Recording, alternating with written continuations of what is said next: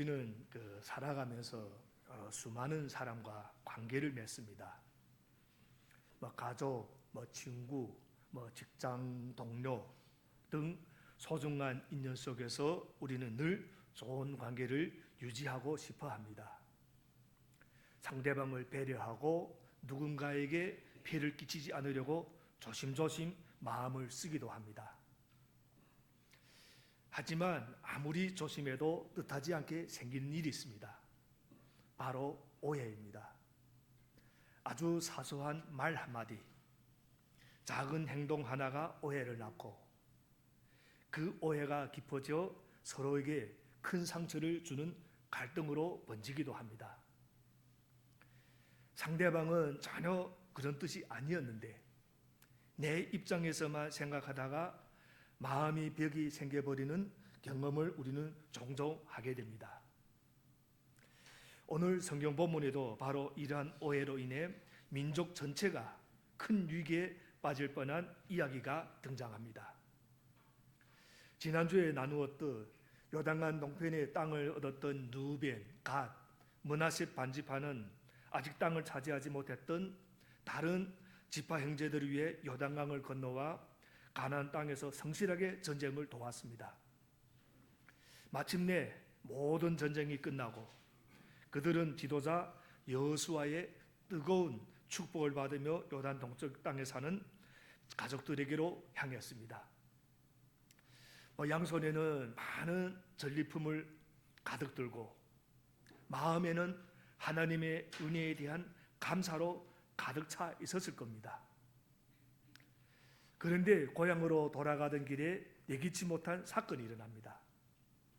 오늘 본문 10절을 보면 이 세 지파가 요단강을 건너기 직전 강가에 보기에 아주 큰 제단을 쌓았다 하고 성경은 기록합니다. 우리 10절 말씀 함께 읽어보겠습니다. 10절 말씀, 그들이 가나안 땅의 요단강 가까이에 있는 그릴롯에 이르렀다. 르우벤 자손과 갓 자손과 동쪽의 므낫세 반쪽 지파가 요단강 서쪽 지역의 강가에 단을 쌓았는데 그 단은 보기에 아주 큰 단이었다. 이들이 여기에서 왜 이 단을 쌓았는지가 오늘 본문에는 나와 있지 않습니다. 하지만 오늘 본문 뒤편을 읽어보면 이들이 왜 이런 행동을 할 수밖에 없었는지 그 이유가 고스란히 나옵니다. 23절부터 26절까지를 보면 오해를 받았던 동쪽 지파들이 사람들의 솔직한 심정과 해명이 기록되어 있습니다.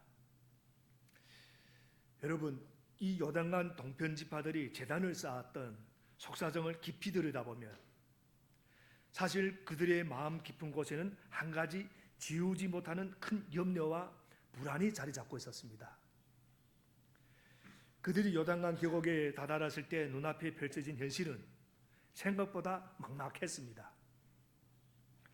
요단강 계곡은 너무나 깊었고 특히 비가 많이 내리는 우기가 되면 강물이 넘쳐 흘러 도저히 건널 수 없는 거대한 장벽이 되었습니다. 이 지리적 환경을 바라보며 그들은 생각했습니다. 이 깊은 강을 사이에 두고 우리가 앞으로 요단강 서쪽 형제들과 자주 오고 가며 교류할 수 있을까? 현실적으로 쉽지 않겠구나. 그러자 꼬리를 물고 한 가지 두려움이 찾아왔습니다. 세월이 흘러 세대가 바뀌면 저 요단강 서쪽 사람들의 이스라엘의 경계는 요단강까지라고 선을 그어버리지는 않을까? 강 건너편에 사는 우리를 이스라엘로 인정하지 않고 모압이나 암몬 같은 이방인 취급을 하며 소외시키고 차별하면 어떡하지? 여러분, 이들이 누굽니까? 가나안 땅 중심부를 정복하기 위해 무려 7년이 넘는 긴 세월 동안 요단강 동쪽의 가족들을 남겨둔 채 목숨을 걸고 서쪽 지파들과 함께 피를 흘리며 싸운 형제들입니다. 모세와 했던 약속을 끝까지 신실하게 지키고 이제 겨우 집으로 돌아가는 길입니다. 그런데 그들의 마음을 짓누른 것은 전쟁이 필요가 아니라 약속의 땅 가나안의 경계가 오직 요단강 서쪽까지만 인정되어서 강 건너편에 사는 자신들은 하나님의 백성이라는 이름조차 버릴지 모른다라는 지리적인 불안감과 두려움이었습니다. 좋은 의미로 보면 이것은 참 귀한 마음입니다. 그만큼 그들은 하나님의 백성이라는 정체성을 잃고 싶지 않았고 이스라엘이라는 신앙 공동체 안에서 함께 인정받기를 간절히 원했습니다. 그래서 일반적인 기념비가 아니라 하나님께 제사를 드리는 상징인 제단의 형태로 거대한 구조물을 세워 자신들의 영적 소속감을 증명하려 했던 것입니다. 하지만 여러분, 조금만 냉정하게 생각해 보면 이것은 사실 아주 쓸데없는 걱정이었습니다. 바로 직전에 이 지도자 여호수아가 그들을 어떻게 보내주었습니까? 눈물을 흘리며 뜨겁게 축복했습니다. 그리고 오직 한 가지만 당부했습니다. 하나님의 말씀을 온전히 지키고 주님을 사랑하며 그분이 원하시는 길로 나가 평생토록 하나님을 잘 섬겨라. 동편 지파들에게 필요한 것은 거대한 눈에 보이는 제단이 아니었습니다. 여호수아가 간절히 축복하며 당부했던 것처럼 그저 자신들에게 주어진 삶의 자리에서 매일 하나님의 말씀에 귀를 기울이고 온 마음 다해 주님을 예배하며 살아가면 그것으로 충분했습니다. 왜냐하면 우리가 어디에 소속되어 있는지 증명해 주는 것은 눈에 보이는 거대한 건축물이나 지리적인 조건이 아니라 지금 내가 하나님과 어떤 관계를 맺고 있는가에서 오는 것이기 때문입니다.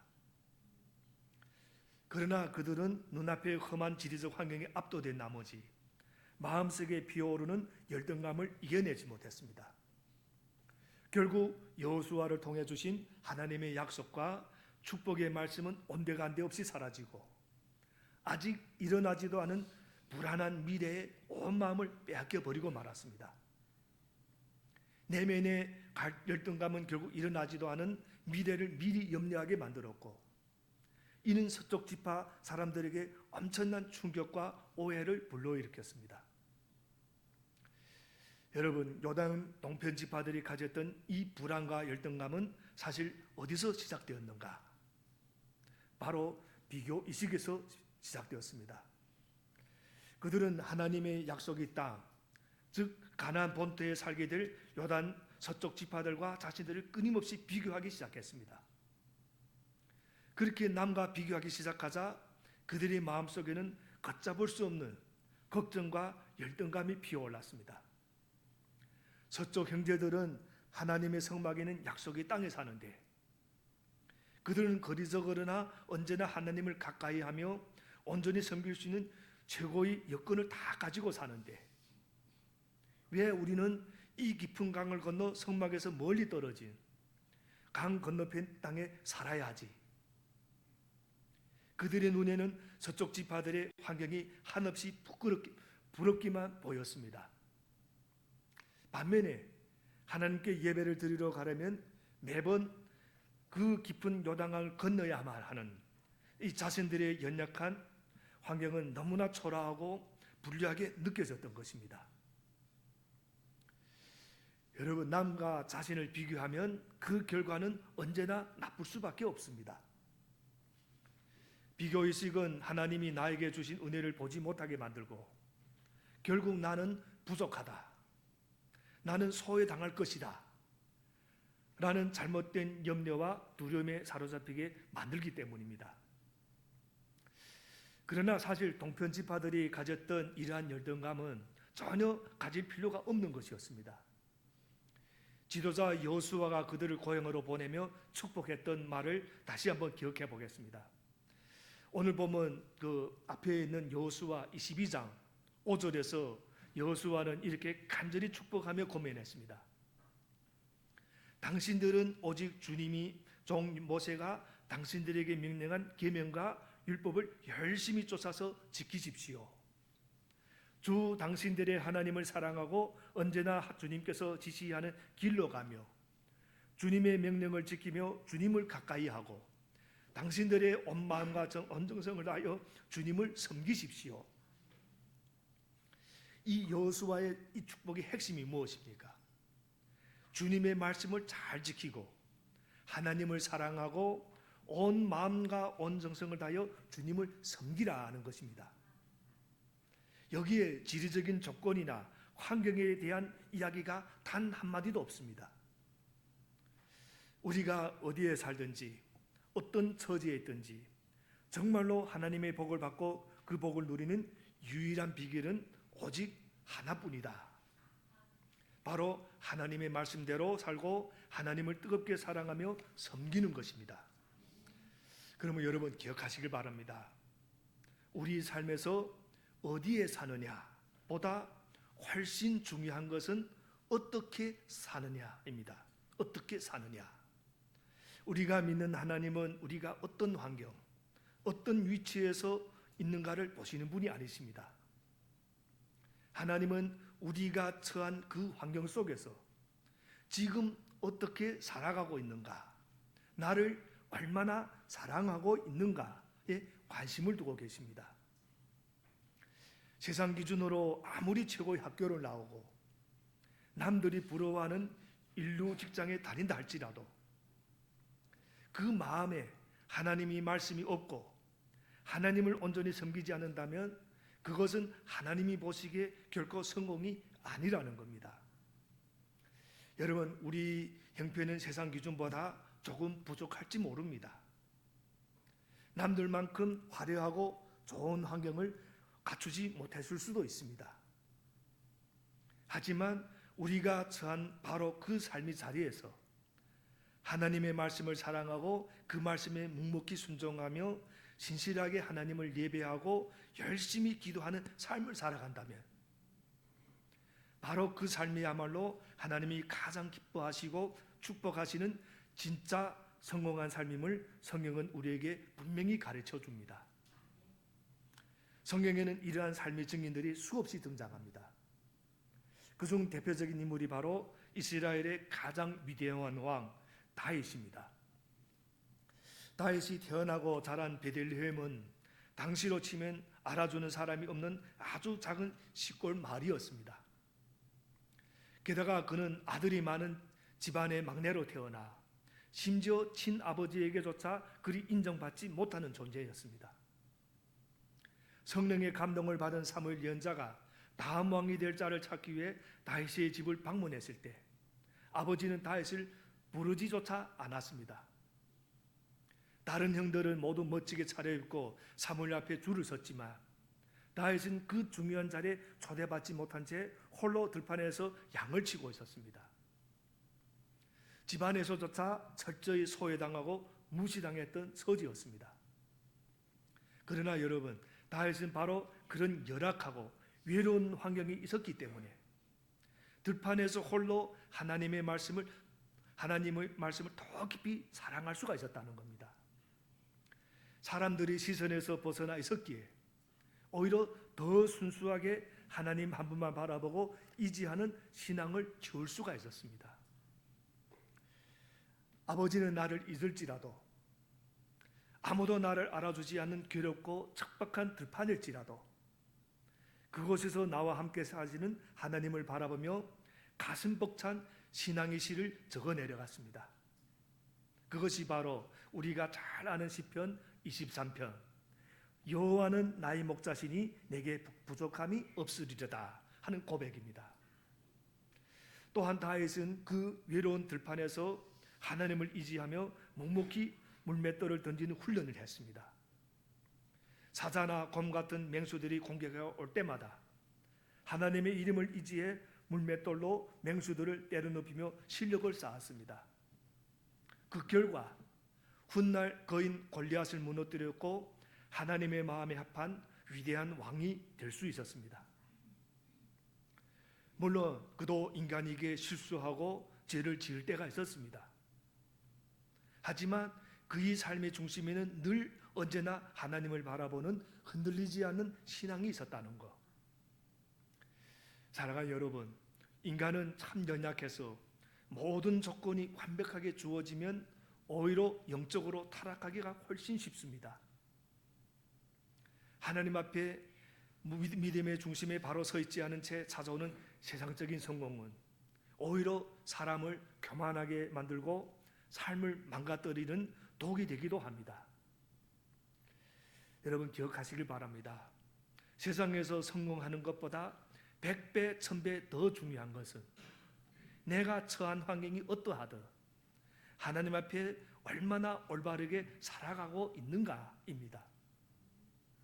구약 성경의 열왕기나 역대기를 읽어보면 아주 흥미롭고도 두려운 사실을 발견하게 됩니다.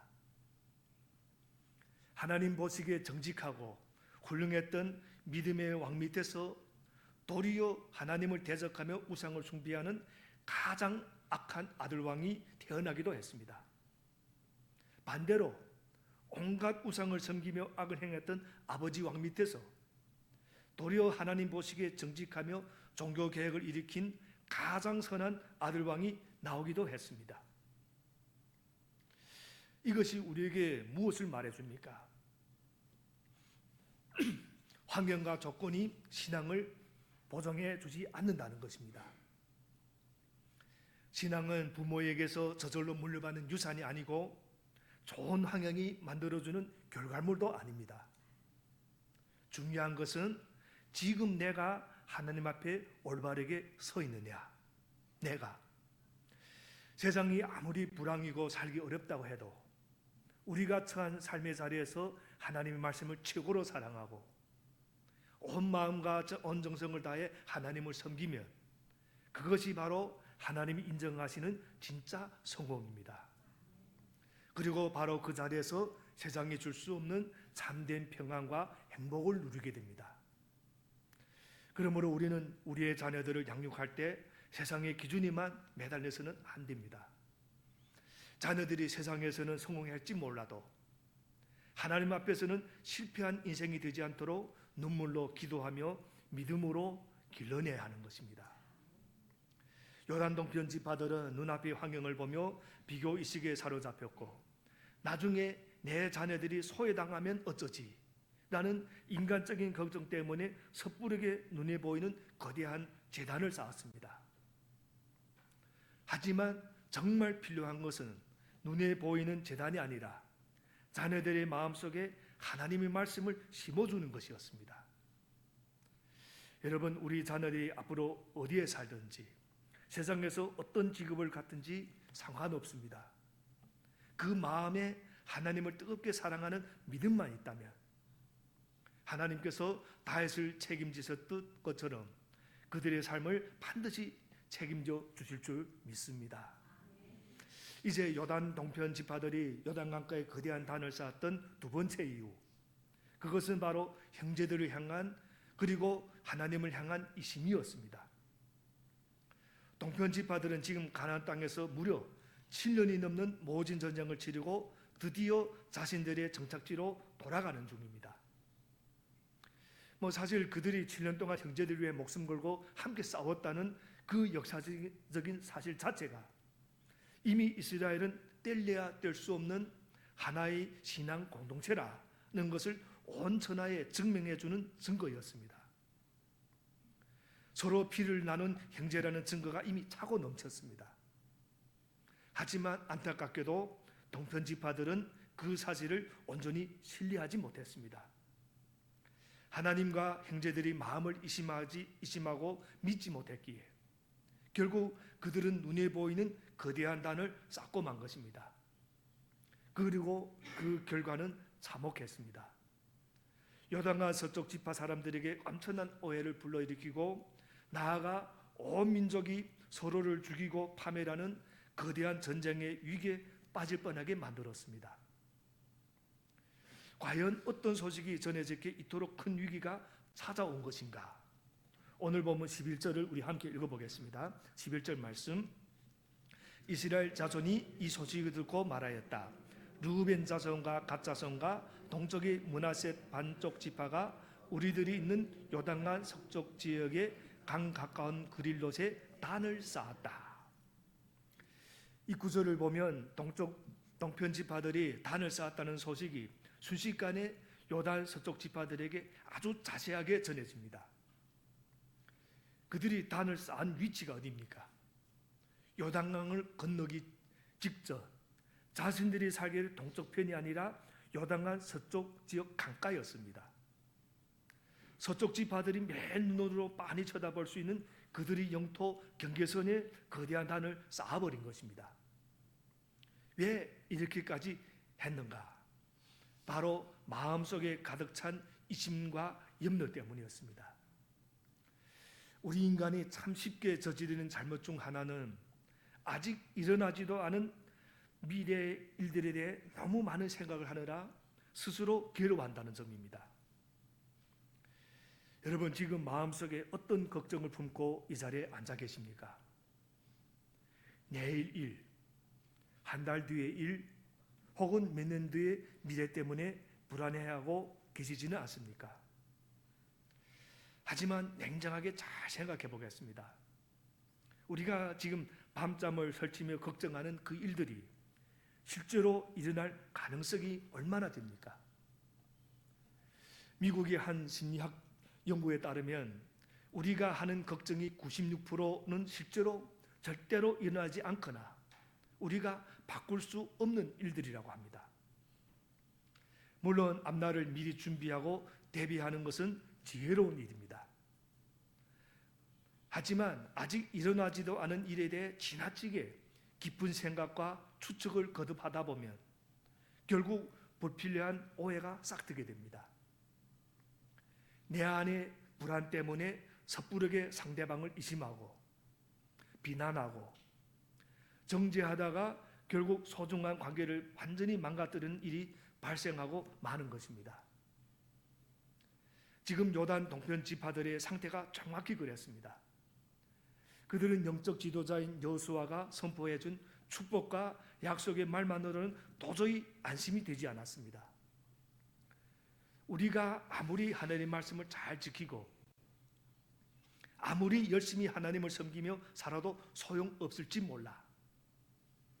요단 서편 본토에 정착한 저 지파 사람들이 언젠가는 강 건너 외딴 곳에 사는 우리를 무시하고 없이 여길 게 뻔해. 이 끊임없는 이심의 꼬리가 결국 행동으로 이어졌습니다. 자기들도 분명한 이스라엘 사람이며 가나안 정복 전쟁에 목숨 바쳐 참여했다는 사실을 눈으로 똑똑히 보여주기 위해 서쪽 지파들의 영토가 시작되는 길목에 보란 듯이 거대한 단을 쌓아 올린 겁니다. 결국 그들은 여호수아를 통해 주신 하나님의 말씀만으로는 충분하지 않다고 느꼈던 것. 동편 지파들은 영적 지도자 여호수아가 선포한 축복과 하나님의 약속보다 눈에 보이는 더 확실한 증거가 필요하다고 생각했습니다. 물론 그들이 나쁜 의도로 단을 쌓은 것이 아님을 우리는 앞서 충분히 살펴보았습니다. 그들의 본심은 하나님의 공동체 끝까지 남고 싶어하는 간절함이었습니다. 그러나 그들은 약속의 말씀을 그대로 믿지 못했습니다. 왜 믿지 못했는가?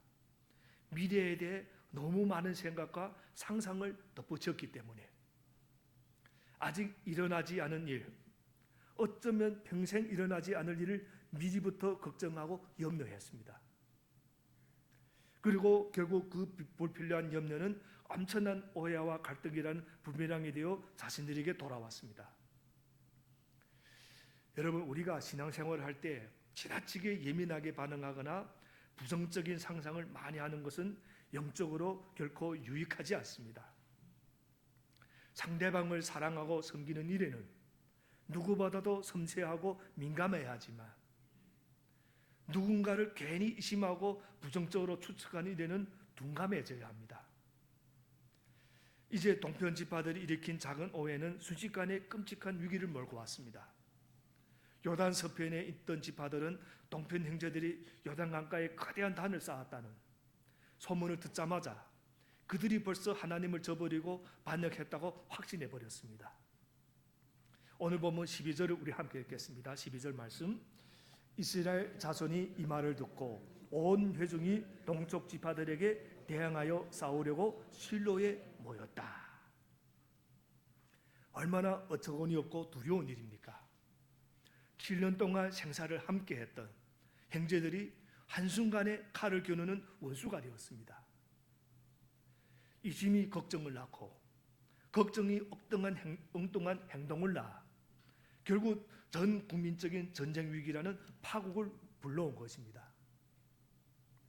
서쪽 지파 사람들은 제사장 비느하스와 대표자들을 보내 동편 지파를 거치게 몰아세웠습니다. 오늘 보면 15절과 16절도 우리 함께 읽겠습니다. 15절 16절. 그들이 길랄 땅으로 가서 르우벤 자손과 갓 자손과 동쪽의 므낫세 반지파에게 말하였다. 주님의 온 회중이 하는 말이요, 당신들이 어찌하여 이스라엘의 하나님께 이런 악한 일을 하였소? 어찌하여 당신들이 오늘날 주님을 떠나서 제멋대로 단을 쌓아 주님을 거역하였소?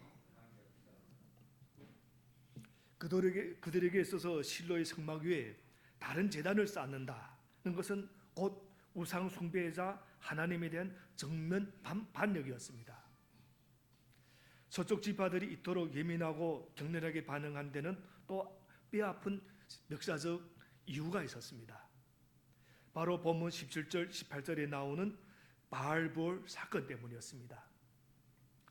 과거 광야 시절 이스라엘은 모압 여인들의 유혹에 빠져 바알볼이라는 우상을 숭배하다가 하나님의 진노로 무려 2만 4천 명이 연병으로 죽는 참혹한 대가를 치렀습니다. 서쪽 지파들은 그때 트라우마가 있었던 겁니다. 그 끔찍한 죄의 대가를 아직 다 씻지도 못했는데 당신들이 또 우상을 숭배하여 온 이스라엘을 다시 한번 파멸로 몰고 가려는가 라며 죄의 가능성을 원천 봉쇄하려 했던 것입니다. 여러분, 사실 여기까지 읽어보면 양쪽 모두 의도는 나쁘지 않았습니다. 동편 지파는 신앙 공동체에 계속 속하고 싶어서 단을 쌓았고, 서쪽 지파는 공동체의 거룩함을 지키고 싶어서 분노했습니다. 모두 하나님을 잘 섬겨보겠다는 열정에서 나온 행동이었습니다. 그럼에도 불구하고 왜 이들이 서로에게 칼을 겨누는 비극적인 사태까지 치달았는가? 바로 의사소통이 부재였습니다. 저는 이 본문을 묵상하면서 요단 동편 지파들에게 참 큰 아쉬움이 남았습니다. 그들이 제단을 쌓기 전에 요단 서쪽 지파 형제들에게 단 한 번만이라도 먼저 찾아가 자신들의 솔직한 고민을 털어놓고 의논했더라면 얼마나 좋았겠는가. 형제들이요, 우리는 이제 강을 건너 멀리 떠나지만 여러분과 영원히 하나의 공동체로 남고 싶습니다. 혹시나 세월이 흘러 우리 후손들이 지리적으로 멀다는 이유로 소외당할까 봐 염려가 됩니다. 그래서 우리가 하나님을 섬기는 한 백성이라는 사실을 잊지 않도록 요단강가에 하나의 기념비를 세우고 싶습니다. 우리가 당신들을 배신하거나 하나님을 거역하려는 것이 절대 아닙니다. 이렇게 단 한마디만 먼저 양해를 구하고 소통했더라면 서쪽 지파 사람들은 분노하며 군대를 모으는 대신 오히려 동편 지파의 서글픈 마음을 위로하며 기쁜 마음으로 그 기념비를 함께 세워주셨을 겁니다. 하지만 안타깝게도 그들은 아무 말도 하지 않은 채 먼저 행동에 옮겨버렸습니다. 여러분, 우리 삶의 모든 인간관계도 마찬가지입니다. 무슨 일이든 미리 말하면 문제가 발생할 확률이 급격히 낮아집니다. 하지만 미리 말하지 않고 혼자 결정해서 행동으로 옮기기 때문에 항상 문제가 됩니다. 여기서 우리는 아주 중요한 인생의 지혜를 배우게 됩니다. 어떤 일을 시작하기 전에 미리 의견을 묻는 것은 상대를 존중하는 상담이지만 이미 다 저질러 놓고 나중에 알리는 것은 일방적인 통보라는 겁니다. 아무리 좋은 의도였을지라도 상의 없는 행동은 결국 오해라는 부메랑이 되어 돌아옵니다. 사람은 나에게 상담을 요청해 오면 존중받는다고 느껴서 기뻐하지만 이미 끝난 일을 통보받으면 무시당했다고 생각하여 기분이 나빠지기 마련입니다. 동편 지파의 행동은 형제들에게 상담이 아니라 일방적인 통보가 되었기에 갈등이 씨앗이 되었습니다. 물론 요단강 서쪽 지파들에게도 큰 문제가 있었습니다. 그들은 칼을 뽑아 들고 전쟁을 선포하기 전에 먼저 동편 형제들 이야기를 한 번쯤은 들었어야 했습니다. 하지만 그들은 이야기를 제대로 듣지도 않고 눈앞에 재단만 보고서 곧바로 전쟁을 결정해버렸습니다. 한쪽은 말하지 않았고 다른 한쪽은 듣지 않았다. 이처럼 대화가 끊어졌기 때문에 끔찍한 오해가 생겼습니다. 여러분, 이 오해라는 것은 참으로 무서운 것입니다. 사실을 확인하기도 전에 내 기준대로, 내 감정대로 상대방을 제멋대로 판단해버리기 때문에 서쪽 지파들은 동쪽 형제들에게 물어보지도 않고 그저 소문과 자신들의 추측만으로 저들은 하나님을 배신했다 라고 단정지었습니다. 만약 서쪽 지파들이 7년 동안 함께 피 흘린 형제들을 신뢰해주며 단 한 번만이라도 요단 동쪽 지파들의 이야기를 먼저 들으려 했다면 결코 이렇게 급하게 전쟁을 결의하는 일은 없었을 겁니다. 여기서 말하지 않는 불통, 듣지 않는 불통이 만나 민족 전체가 파멸할 뻔한 것입니다. 어떤 의미에서 오늘 본문에 나오는 이스라엘의 모습은 바로 오늘을 살아가는 우리들의 부끄러운 모습이기도 합니다. 우리 삶에 일어나는 수많은 갈등과 다툼의 가장 중요한 원인은 다른 데 있지 않습니다.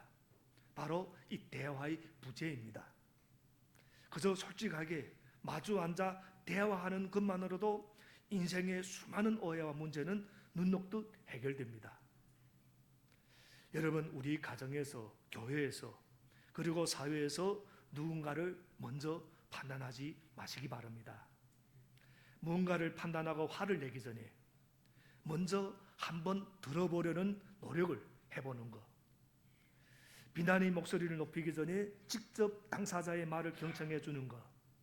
그것이 바로 오해와 갈등을 해결하는 성경적인 첫걸음입니다.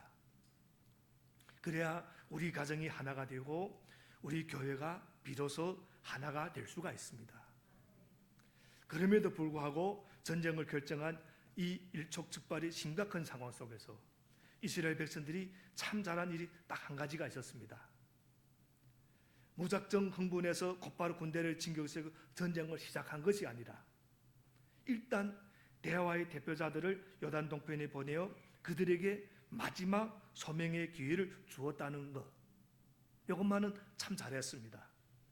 그 얼어붙은 갈등의 현장으로 대화의 다리를 놓기 위해 출발하는 장면이 오늘 본문 13절부터 14절에 나옵니다. 전쟁의 칼을 일단 칼집에 잠시 꽂아두고 대화의 대표단을 보낸 이 선택이 결국 이스라엘을 살렸습니다. 요단 서쪽 지파들의 대표단, 즉 제사장 비느하스와 천천만만 백성을 대표하는 10명의 지도자는 섣불리 무기를 휘두르거나 동쪽 지파를 야단부터는 치지는 않았습니다. 그들은 이 문제가 이스라엘 전체 생사가 걸린 대단히 심각한 문제라는 점을 두고 두 가지 역사적 사건을 들어 지적합니다. 첫 번째는 앞서 나는 바알보리 사건이었고 두 번째는 여리고성이 물건을 훔쳤던 아간이 사건이었습니다. 20절 말씀이 우리에게 주는 또 엄중한 메시지가 있습니다. 공동체 안에서 한 사람의 죄는 결코 그 한 사람의 죄로 끝나지 않는다는 사실. 죄를 그냥 방치해두면 공동체 전체가 함께 책임을 지고 고통을 겪게 됩니다. 이어서 제사장 비느하스는 인간의 계산으로는 도저히 상상할 수 없는 아주 파격적인 제안을 건넵니다. 비느하스가 말하는 그 내용이 19절에 나옵니다. 우리 19절을 함께 읽겠습니다. 19절 말씀. 만일 당신들의 소유지가 깨끗하지 못하거든 주님의 성막에 있는 주님의 소유지로 건너와서 우리의 소유를 나누어 가지시오. 주 우리 하나님의 단 위에 당신들이 함부로 단을 쌓음으로써 주님을 거역하거나 우리를 거역하지 마시오. 당시 이스라엘 백성들에게 땅과 집은 목숨과도 같은 재산이었습니다. 그런데 서쪽 지파의 관심은 지금 내 땅이 넓어지느냐 좁아지느냐에 있지 않습니다. 우리가 하나님 앞에서 어떻게 하면 다 함께 거룩하게 살 수 있을 것인가, 여기에 온 마음이 있었다는 겁니다. 동쪽 지파 형제들의 그 마음의 아픔을 헤아려 준 겁니다. 서편 지파들의 진심 어린 배려와 대화 앞에 요단 동편 지파들의 다쳤던 마음도 활짝 열렸습니다.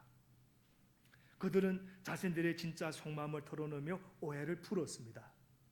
그리고 여호수아 22장 29절 후반부에서 이렇게 엄숙하게 결단하며 대답합니다. 29절 후반부를 보면 우리는 주 우리 하나님의 성막 앞에 있는 그 합법적인 단 위에는 어떤 제단도 쌓지 않을 것입니다. 그러자 비느하스와 이스라엘 대표로 온 사람들은 그 말을 듣고 기뻐하면서 이렇게 말합니다.